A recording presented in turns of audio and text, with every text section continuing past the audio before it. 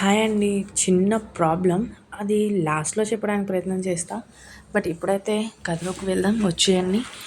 Welcome to our channel friends creations. Telugu love and romantic stories. Mister and missus Sara Dhruv. ఇంక చాలు నడవండి. Ketan pain తెలుస్తున్నా అది receive చేసుకునే స్టేజ్‌లో లేదు తను అని చెప్పి అడుగు ముందుకు వేయబోయి క్షమించండి చూసుకోలేదు. మీకు ఇబ్బంది కలిగి అనే మాట పూర్తి కాకముందే బక్కచిక్కిన ఆయన కళ్ళల్లో నీళ్లు చూసిన సారాకి నోటి మాట రాకుంటే షాకై చూస్తూ మావయ్య అన్న మాటని గొంతులోనే దాచేసి మీరు ఒక్కరే ఉన్నారు మీతో ఎవ్వరూ లేరా అని చుట్టూ చూసిన ఆమె కళ్ళకు 30 అడుగుల దూరంలో అటు తిరిగి నిలబడి కనిపిస్తాడు ధ్రువ్. ప్రపంచంతో సంబంధం లేకుండా నిలబడిన ధ్రువ్ చూడడంతోటే తనకు తెలియకుండానే అడుగులు అతడి వైపు సాగుతాయి. కేతన్ పిలుస్తున్నా వినిపించుకోకుండా వెళ్ళిపోతున్న ఆమెని విషయం అర్థం కాక సాక్షి అని పిలుస్తూ తన వెనకే వెళ్తాడు. భిక్షుగారి ఆనందం కళ్ళల్లోనే తెలుస్తుంటే సహకరించని చేతులను తిట్టుకుని దేవుడికి మనసులోనే కృతజ్ఞతలు తెలుపుకుంటారు. మరో 2 అడుగులు ధ్రువుని చేరతాయనగా వాస్తవంలోనికి వస్తూ ఎత్తిన చేతిని దించేస్తుంది. అతడి వెనక నిలబడిన వ్యక్తి నీడ అతడి ముందు మట్టిలో కనిపిస్తుంటే వెనక్కి తిరుగుతున్న ధ్రువచర్యను పసిగట్టి అతడి నుండి దూరం జరిగి కేతనని చేరుతుంది సారా. ఏమైంది సాక్షి? ఎందుకు అలా పరుగులు తీశావు? అసలు ఏం చేస్తున్నావు నువ్వు? ఏం లేదండి. తొందరగా రూమ్‌కి వెళ్దాం పదండి. నాకు చాలా హెడేక్‌గా ఉంది అని టెన్షన్‌గా అంటున్న సారా మాటలు నిజమే అనుకుని, సరే పద హోటల్‌కి వెళ్ళిపోదాం. బాబు ఆమె నుండి దూరం జరిపి బీచ్ నుండి బయటకి నడుస్తారు ఇద్దరు. వెనక్కి తిరిగిన ధ్రువ్‌కి వెళ్తున్న జంట తప్ప ఎవ్వరూ కనిపించక 90 డిగ్రీస్‌లో కళ్ళని తిప్పుతూ దూరంగా వీల్ చైర్‌లో ఉన్న తండ్రిని చూస్తాడు. నాన్న ఒక్కరే ఉన్నారేంటి? వీడేమైపోయాడు? అని తండ్రి వైపు వెళ్తున్న ధ్రువ్ గుండెల్లో చిన్నపాటి సునామీ రేగుతుంది. ఉన్నట్టుండి ఇలా అవుతుందేంటి? అసలు నాలో ఏం జరుగుతుందో అర్థం కావడం లేదు అని అనుకుంటూనే మోకాళ్ళపై కూర్చుని తండ్రి ఒడిలో తలను చేరుస్తాడు. కొడుకు బాధను ఎలా తీర్చలేను, కనీసం వాడికి సానుభూతిని అందించి ఓదార్చడానికి కూడా చేతుల్ని లేకుండా చేసిన ఆయన పంతంకి అతడిలో చిన్న కదలిక. అది బాగా గుర్తుకి వస్తుంది. నాన్న తనకు బీచ్ అంటే అంతే చాలా ఇష్టం. అన్ని సమస్యలు తీరాక తనతో కలిసి ఇక్కడే ఉండిపోవాలి నా జీవితం పూర్తయ్యే వరకు అనుకున్నా. అందుకోసం ఇక్కడ విల్లా కూడా అరేంజ్ చేయించాను నాన్న. కానీ అది నన్ను నా ప్రేమను కాదు అనుకుని నా లైఫ్ నుండి వెళ్ళిపోయింది. ఈ 3 ఏళ్లలో నా లైఫ్ చాలానే మారినా నా గుండెల్లో నిలిచిపోయిన దాని జ్ఞాపకాలు కానీ, చిరునవ్వు కానీ ఏదీ నన్ను వదిలిపోలేదు. సారా తిరిగి నా దగ్గరికి వస్తుంది అన్న నమ్మకం నాలో రోజు రోజుకి అడుగుగట్టిపోతుంది నాన్న. ధ్రువ్ కళ్ళ నుండి జారిన నీటి బొట్టు ఆయన శరీరాన్ని తాకుతున్నా ఏం చేయలేని స్థితి భిక్షుగారిది. మావయ్య గారికి ఏమైంది? అలా వీల్ చైర్‌లో ఉండడానికి కారణమేంటసలు? ఆయన నన్ను మర్చిపోలేదు అని నన్ను చూడగానే కంటి నుండి వెలువడిన కన్నీళ్ళే చెబుతాయి. ధ్రువ్ ఇక్కడేం చేస్తున్నాడు? అసలు నాకేం అర్థం కావడం లేదు. ఒక్క క్షణం ఆలస్యమై ఉంటే ధ్రువ్ నన్ను చూసేవాడు. అప్పుడు నా పరిస్థితిని తలుచుకుంటేనే ఒళ్ళు చల్లబడడం తెలుస్తుంటే ఆన్ అయిన షవర్ నుండి కారుతున్న నీళ్లకు శరీరాన్ని అప్పగించి కళ్ళు మూస్తుంది సారా. బాయ్. అప్పటి వరకు ధ్రువ్ మాటలు చాటుగా విన్న దత్తు ఎంతకీ కదలని అతడిని పిలుస్తాడు. నాన్నని ఒంటరిగా వదిలేసి ఎక్కడికెళ్ళావురా? నీకు తెలుసుగా ఆయన పొజిషన్ ఏంటి అనేది. లేదు బాయ్, నేను ఎక్కడికి వెళ్ళలేదు. ఎవరి బాబు కింద పడి ఏడుస్తుంటే వాళ్ళ పేరెంట్స్‌కి అప్పగించడానికి వెళ్ళాను అంతే. సారా గురించి చెప్పాలి అని సైగ చేస్తున్నా అర్థం కాలేదు వాళ్ళకి. ఏవో మాట్లాడుకుంటూ బీచ్ నుండి ముందుకి నడుస్తున్నారు. అదే రోజు రాత్రి డింగ్ డింగ్ డింగ్. ధ్రువ్‌ని బీచ్‌లో చూసిన క్షణం నుంచి ఇప్పటి వరకు కూడా ఓ నిమిషం కూడా ప్రశాంతంగా లేదు సారా. కొడుకుని కూడా కేతన్‌కే అప్పగించి ఆమె తీరుకి విరుద్ధంగా ఆలోచనలని కొనసాగిస్తుంది సారా. ఇంతకుముందు నేను లేనప్పుడు గంటల తరబడి ఆలోచనలో మునిగి ఉన్న బాబుని నెగ్లెక్ట్ చేసేది కాదు. నేను ఉన్నంతసేపు వాడి గురించి, నా గురించి ఏదో ఒకటి మాట్లాడి కేర్ తీసుకునేది. బట్ ఇప్పుడు బీచ్ దాటిన క్షణం నుండి ఎందుకిలా వియర్డ్‌గా బిహేవ్ చేస్తుంది తిను. నిజానికి ఆంధ్ర వెళ్దాం అన్నప్పటి నుండి ఇలానే ఉంది ఈ అమ్మాయి. ఇక్కడ ఎవరితో అయినా ఇన్‌కేస్ తన ఫ్యామిలీ ఉండేది ఇక్కడేనా? వాళ్ళు గుర్తుకు రావడం వల్ల ఇలా ఉందా ఏంటి? తను ఎలా తెలుసుకునేది తన గురించి? అనే ఆలోచనలో ఉన్నాడు కేతన్. సాక్షి, డిన్నర్. హమ్. బుక్ చేయండి కేతన్. నో. ఈవినింగ్ నుండి రూమ్‌లోకి రాకుండా బాల్కనీలోనే కూర్చున్నావు. నువ్వు డిన్నర్‌కి బయటకి వెళ్ళి కొంచెం సేపు అలా తిరిగి వద్దాం సాక్షి అని అంటాడు కేతన్. లేదు కేతన్, నేను రాను. మీరు వెళ్ళండి. వీలైతే నన్ను కొంచెం సేపు ఒంటరిగా వదిలేయండి ప్లీజ్ అని అంటుంది సారా. ఉఫ్! ఎప్పుడూ అలానే ఉంటావుగా, ఇంకా ఏంటి? అని విసుగు అనుకొని, సరే నేను బాబుని తీసుకొని వెళ్తున్నా. వచ్చేటప్పుడు ఫుడ్ పార్సిల్ తీసుకువస్తాను. నువ్వు మాత్రం ఆ మంచులో అలానే కూర్చోకు అని గట్టిగా డోర్ క్లోజ్ చేసుకొని కేతన్ వెళ్ళిపోయినా అప్పటి వరకు అన్న అతడి మాటలు ఆమె చెవిని చేరవు. గంట సమయం పాటు ప్రపంచమంటూ ఒకటి ఉంది అని మర్చిపోయిన సారా రూమ్‌లో మోగుతున్న ఫోన్ కాల్‌కి 2 రింగుల తర్వాత రియాక్ట్ అయి బెడ్‌పై ఫోన్ని రూమ్‌లోకి వచ్చి లిఫ్ట్ చేస్తుంది సారా. అటువైపు కేతన్ చెప్పింది విన్న తరువాత గుండె జారిన ఫీలింగ్ కలుగుతుంటే డోర్ కూడా క్లోజ్ చేయకుండా బయటకి పరుగు తీస్తుంది సారా.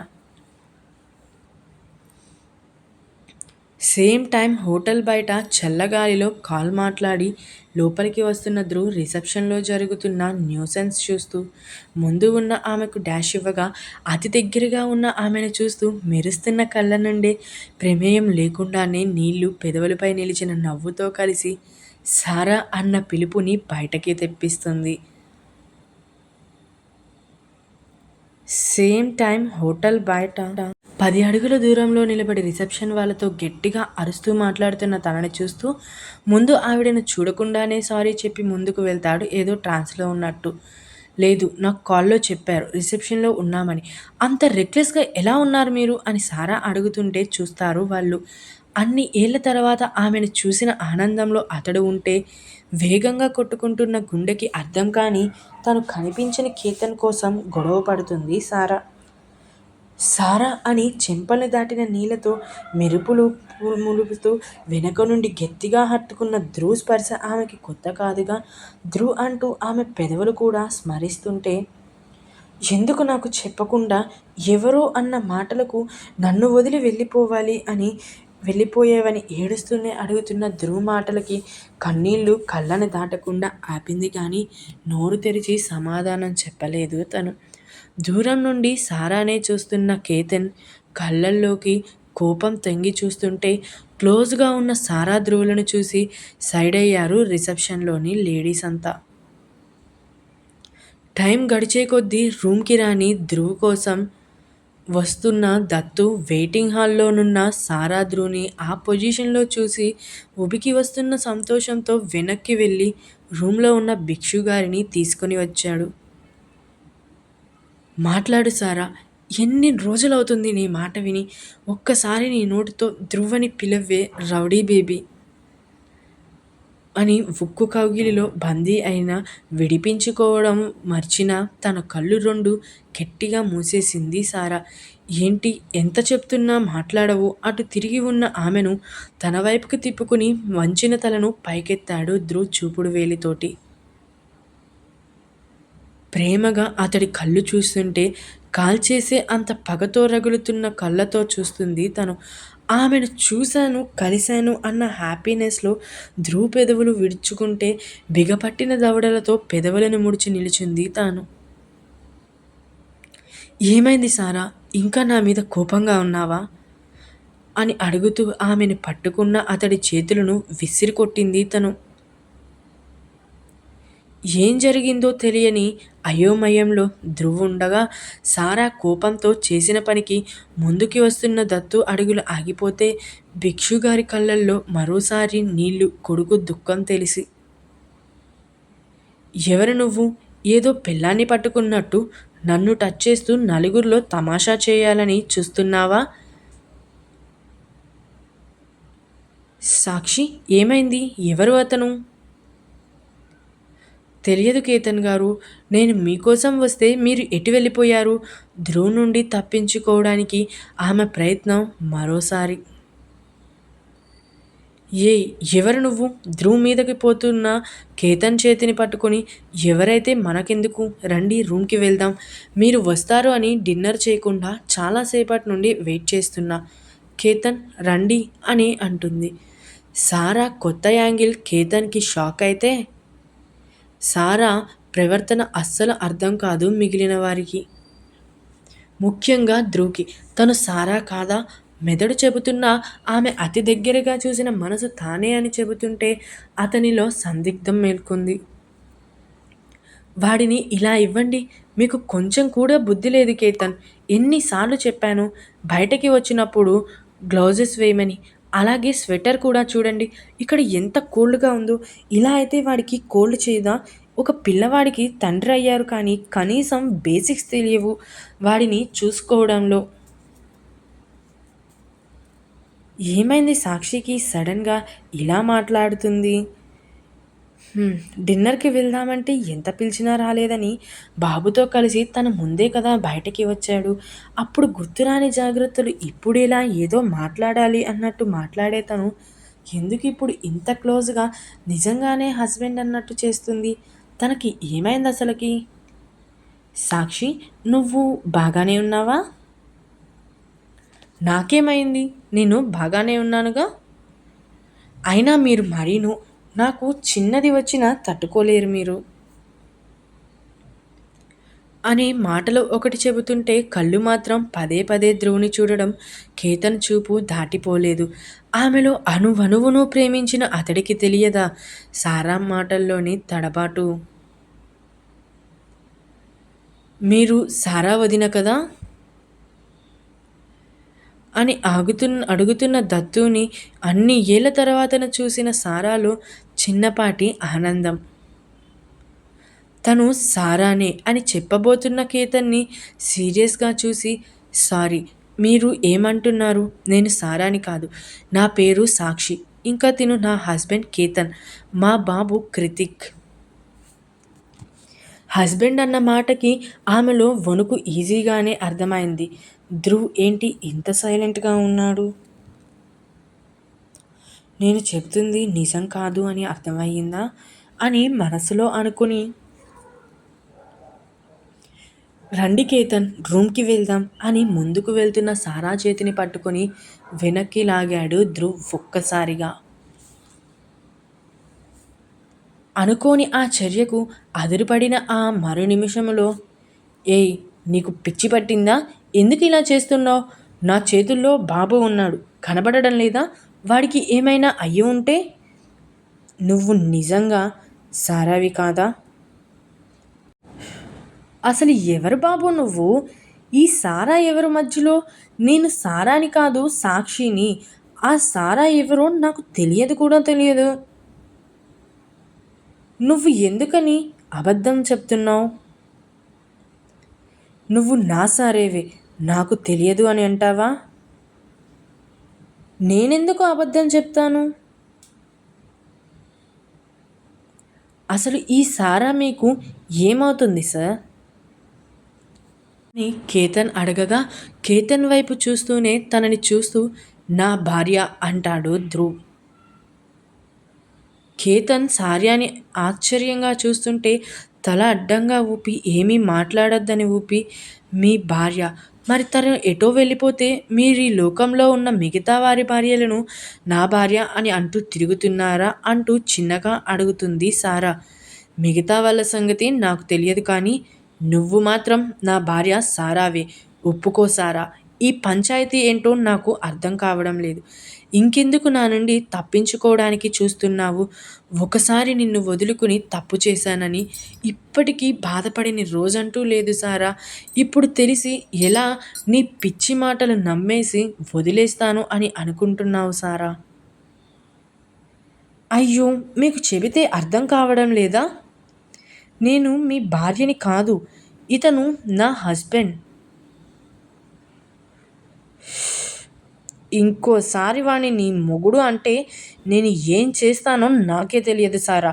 రా నోరు మూసుకొని నా వెంట. అతడి చేతిలో నలుగుతున్న గొంతుని కష్టంగా విడిపించుకొని, మీరు కూడా నన్ను మీ భార్య అంటే నేను ఊరుకోను చెబుతున్నా అని దగ్గుతూనే ధ్రువ్‌కి కోపంగా చెప్తుంది సాక్షి. ధ్రువ్ ఆరగంట్ బిహేవియర్‌కి ఉలిక్కిపడతాడు కేతన్. అంతలోనే అతడికి ధీటుగా సమాధానం చెప్తున్న సారాని చూసి షాక్. అసలు ఎన్నాళ్ళు నాతో ఉంది, తినైనా నాతో ఇన్నాళ్ళుంది అని. ఇంక చాలు సారా, చివరిసారిగా అడుగుతున్నా, నాతో వస్తావా లేదా? అంటే లాక్కుపోనా? ఏంటి ఊరుకుంటూ ఉంటే బాగా ఎక్కువ చేస్తున్నావు? నీ వైఫ్ కనిపించకుండా పోతే ఊరి మీద పడతావా ఏంటి? నిజానికి ఈ కోపం తట్టుకోలేకే తను ఎవరితోనో వెళ్ళిపోయిందేమో. అది నీకు అర్థమవ్వక పిచ్చాడిలా రోడ్లు ఊర్లు పట్టుకొని తిరుగుతున్నావు. చెంపపై పడిన దెబ్బకి కోపంగా ధ్రువుని చూసిన సారా మరుక్షణం కూడా అక్కడ నిలబడకుండా బాబుతో సహా తన రూమ్‌కి పరుగు తీస్తుంది. ధ్రువుని కోపంగా చూస్తూ వెనుకనే కేతన్ కూడా వెళ్ళిపోయాడు. బాయ్, నువ్వు కంగారు పడకుండా ఉండవలసింది. నిజంగానే ఆవిడ మన వదిన కాదేమో బాయ్ అని అంటాడు దత్తు. లేదు దత్తు, తను నా సారానే. అయినా నాకు తెలియదా అది ఎవరో? దాని మాటలు, చేతలు, చూపులు అన్నీ అబద్ధం. నా సారా ప్రాణం పోయినా తప్పు చేయదు, నాకు తెలుసు. కానీ ఇదెందుకు ఇలా బిహేవ్ చేస్తుంది? అసలు వాడెవడు? అది తెలుసుకోవాలి ముందు మనం. సాక్షి, ఎందుకు అతడితో అన్ని అబద్ధాలు చెప్పావు?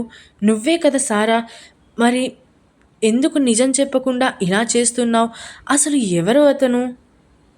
నిన్ను కొట్టే అంత ధైర్యం ఉందా తనకి? తను నా భర్త ధ్రువ్ కేతన్ గారు. ఇదండి ఇవాల్టి ఎపిసోడ్. ఇంకా చివర్లో ఒక ప్రాబ్లమ్ అన్నాను కదా స్టార్టింగ్‌లో, అది ఇప్పుడు చెప్తున్నా. మా ఫాదర్‌కి అండ్ అలాగే మా అత్తయ్య గారికి కొంచెం హెల్త్ ప్రాబ్లమ్స్ వచ్చినాయండి. సో, ఇక్కడ ఎన్ని రోజులు ఉంటానో అన్ని రోజులు వీడియోస్ వాయిస్ ఇచ్చేస్తే అవి అప్‌లోడ్ చేస్తా. ఆంధ్రాలో అడుగు పెడితే కుదరదు. కొంచెం అర్థం చేసుకుంటారు